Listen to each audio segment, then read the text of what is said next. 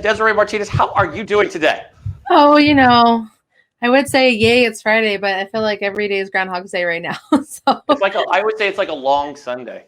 It always feels like, oh, it's tomorrow. I mean, that's the way we look at it. It's kind of weird. It does. It feels like you don't know what day it is. I always kid when I start the show. I say the date and the day just so I know what it is, not for everybody else. Maybe they need it, so it's always good. I'm like, oh, it's Friday. Hey, it's kind of nice. I like Fridays.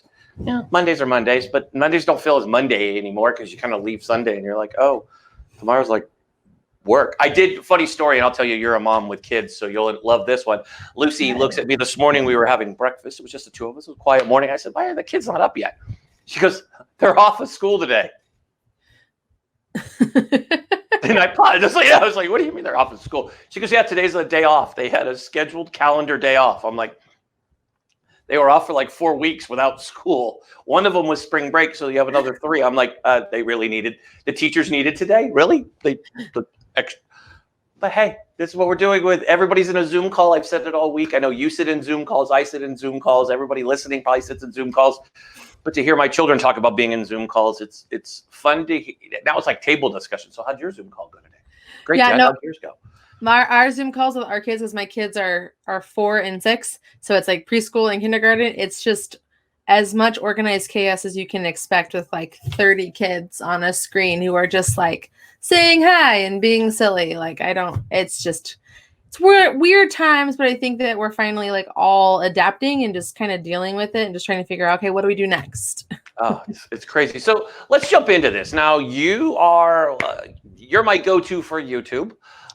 You actually helped us with the platform that we're on for this show, StreamYard. I'll plug you guys because you guys are awesome. You are, and you've taught me the Jedi ways. I'm still very much a Padawan learner when it comes to YouTube. But you are one of those people who actually, did you just run your son? Excuse me, I just lost my voice. I just hit puberty, folks, right now on TV. No, that's what I did. So, wow, apparently I have a huge lag time between myself and the TV suddenly. No worries. That's what I'm being told. So I'm just like, it's in my ear. I'm being told that I have a lag time, and I'm like, I can't fix it. So we'll just go with it. Technology. So you just ran a summit, correct? I did. Okay, awesome. So your summit, just kind of, so I know, kind of dumb it down for I'm not saying my viewers are dumb. I'm just dumbing it down for myself. But basically, your summit was for folks that are out there with brands that are trying to get themselves on YouTube or use social media or digital marketing. I'm just like hinting along. Yeah. I'll let you do it. How about you do it better? It was your summit. I know you had some amazing speakers. So kind of tell us what your summit was about and how people can, build their platforms. So the Digital Inspiration Summit was dedicated to helping businesses that are struggling from COVID and the coronavirus. They're maybe had to close their doors. They're losing business. They're not sure what their long-term plans are. And like so many of us who are business owners, we kind of get stuck working in our business and we don't really get this chance to work on our business. So now that there is an opportunity to pivot and figure out like what to do, I wanted to make sure that people were armed with the right information so that they could make things happen in their business and have the right instructions and systems to put them in place. So we did a 3-day summit this week on Tuesday, Wednesday, and Thursday, and we just dedicated it to so much great information so that someone can find the right method that would work for their business. So we had podcasting, we did YouTube, we did video marketing, we did Pinterest, we did LinkedIn, like we had 30 sessions. And I tried to start every day too with a keynote, just like you would start like any normal conference, to get people sort of like pumped up and inspired to figure out like how they can go forth and figure out how to deal with this. So we had Tisha Marie Pelletier talking about the sweet success through struggle. We had Rachel Kate Albers, known as RKA, which about making bingeable content. She's one of my favorite people in the world, actually, because she's a business comedian. And it was just a wonderful week of great information. I got wonderful feedback and people asking to like rewatch sessions and pick up the ones that they missed. And so it's really just about helping people figure out what is it that they can do to move forward in their business and hopefully future-proof their income. So if anything ever happens, that they're ready and they don't have to worry so much about it. That's awesome. That is some good sense. Sorry, you caught me with my head down sitting here doing multiple things at once. Producing a show by yourself is always kind of fun. and having technical difficulties to go with it. It looks like it's back in normal again.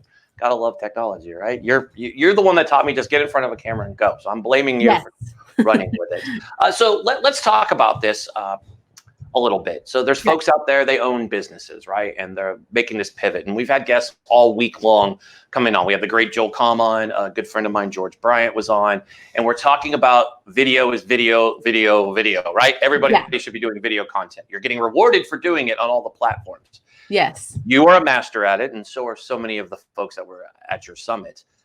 So let's talk about it. How do people jump in and do this? What's your advice to a small business owner? Obviously, I'm going to tell small business owners, I would call Desiree and have her just help you launch it. Don't try to do it by yourself. I've tried to do it by myself, and this is why I don't have. So it's all coming out from pulling it out. So it's a daily calming Eric down from the ledge to get him to understand that the number one rule of YouTube is patience. It's not a virtue that I was blessed with. As my mother, we could bring her onto the show and she would tell you it's not a virtue I was blessed with. But no, so how would you suggest folks, besides calling you, if you're a business owner and you're like, hey, I want to get into video. YouTube is all the rage. I could tell you it is awesome. It's fun building a platform from zero. We have seen it, our Facebook platform alone this week. And I'll plug away our own viewers. Thank you guys for coming on and always being awesome. We went over 100 subs just yesterday on Facebook, and hopefully our YouTube catches on, but we're using TubeBuddy, another shameless plug, but I have no problem doing it. It's my show. I can plug away. But what do you suggest to these business owners that want to jump in to doing more video or doing video for the first time? Obviously, they're stuck out here in this environment. So tell us what you recommend. I got a couple different tips. The first thing I want to tell you to do is I want you to write down the most commonly asked questions that you have that people ask you all the time. So for me, in my case, it's like, what platform should I be on? How do I get started with YouTube? What is the best tech that I should be using to make this happen? And figure out how you can answer those questions. So when you write down those like 10, 15, 20 questions that you get asked constantly, those are going to be searchable terms that you can use to create your video content. So whether you're going to create video once a month, bi-monthly, or every single week, that existing list is going to be easy for you to turn to for two reasons. Number one, it's going to be easy for you to talk about that stuff.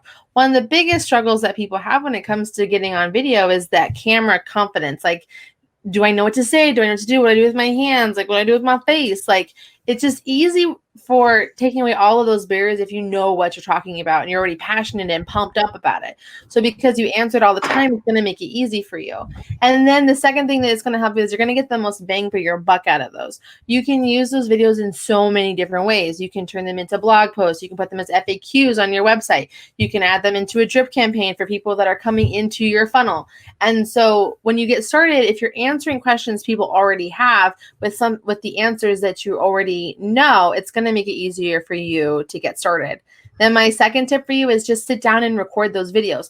All you need to record is a camera and some solid lighting in a quiet room. And we all are equipped with the right things that they need to do it. We all have this. We all have this smartphone that's going to allow for us to have success so that you are able to record video or use the webcam that you have. Find a window. This is what I have right here. And record those videos and get that message out there, because you're going to suck. And that is the third part I'm going to tell you is you are going to suck, and that's okay. That's part of the learning process. Everything we start doing, the first time we do something, we suck at it, but we try it and then we figure out how to make it better. And then the next video will be a little bit better. And then the next video will be a little bit better. And then you're 3 years into this and you have over 400 videos and you are just like, you can pull out and make a video like that.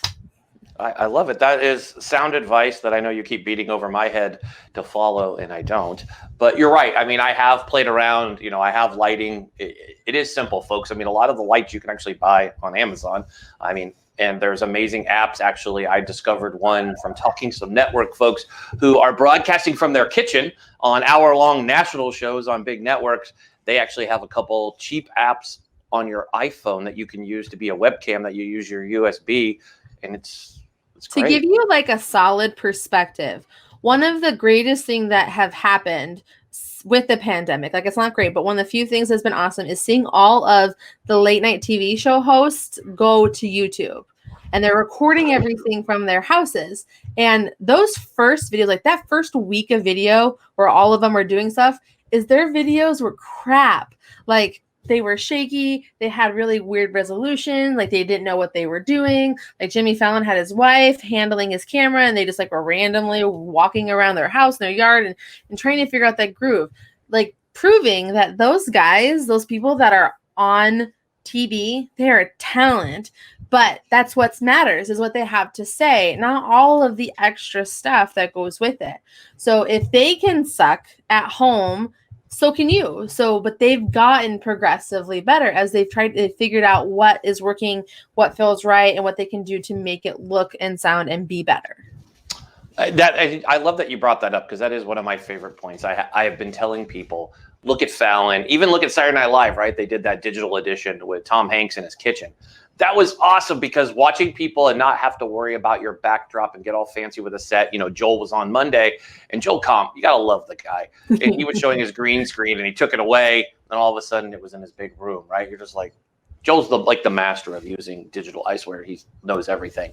But I mean, it's simple for folks. And you hit the nail on the head. You know, you just got to jump out and do it and realize you're not going to have 1 million people watch your show or watch your live stream, and don't get hooked on looking on those numbers that are up in that corner right above my head that have like how many people are watching. I know people love it. Vanity metrics are everything for so many people. Trust me, I deal with it with putting people on TV. They're like, well, how many eyeballs does that network get? And you're like, really? 2.4 or 2.5 is going to make a difference to you. Well, for example, like when it comes to YouTube, has nothing to do with what's happening with your channel right now. Like there are so many like YouTube gurus out there that are like the first 48 hours are vital to the success of your YouTube channel. And I call malarkey on that because my YouTube channel has a very slow, steady growth rate. And like my most popular videos that I have on my YouTube channel that get the most views and get the most clicks right now are anywhere between 18 months to 2 years old because I've solved a problem and it's slowly built up traction. And so, and this isn't just me being special, like I'm part of multiple YouTube communities and I have my own with the women of YouTube and everyone is saying this. And so that's why YouTube is such a long game and requires so much patience because based on what you are giving value through and the problems you're solving, and how you're being found in search will determine like the longevity of what you have going on. Awesome, Des. Well, thank you for coming on today. Before you go, and I know it's probably the first time ever, and I know you speak at a lot of conferences everywhere, but you know, have you ever led before a Sopranos actor? I mean, I know we all watch The Sopranos, and you know, you're the opening, you're like opening act right before the lead-in to a soprano. I mean, come on. I mean, yeah, no, I think it's obviously I've never had that honor, but I do know I very much enjoyed The Sopranos, and the guest that you have on was one of my favorites. So I was really sad when he left the show. So we all were. I mean, every time when they started leaving The Sopranos, we all kind of got sad, right? It was like, yeah, why are you killing off the people we like? But I get it. That's part of like, if you watch a mob movie, you have to get used to that. That's just mob movies and mob series. I mean, they're good when they start killing people off. But The Sopranos is one of the best. But anyways, Des, before you go, plug away, tell folks how they can get a hold of you and learn more about what you do. You can find everything you need to know from me at Mrs. Desiree Rose at all of the places. So just go look for me there. All of the places, go find Des at all the places. Des, thank you so much for coming on. We'll have you back on in a few weeks to give more tips and tricks for folks. Maybe they're going to go out. Hopefully they can connect with you. Have yourself a great weekend, and I'll talk to you soon. Bye. Thanks for having me. Thanks.